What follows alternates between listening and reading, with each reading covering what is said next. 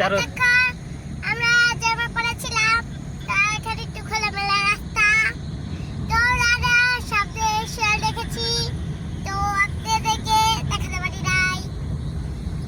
আসলে দেখার ব্লগটা করিনি, তো আমরা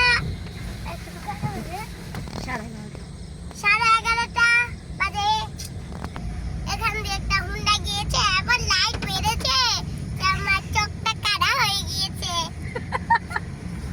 তো সামনে যাচ্ছি আমরা, এখন গ্রামে সবুজ সবুজ গাছ আমার অনেক ভালো লাগে। আর গরুর পিঠে উঠবো গিয়ে, গরু আমরা কিনে ফেলছি, কালকে আমরা নদীতে গোসল করতে যাব নতুন ব্লগ নিয়ে। তো দেখেন গ্রামের কি সুন্দর পরিবেশ। তোমার পেজে সেটা সেই তোমার পেজের পর্যন্ত নামটা বললে তো। সেই পর্যন্ত একদম ভালো থাকবেন, সুস্থ থাকবেন। আল্লাহ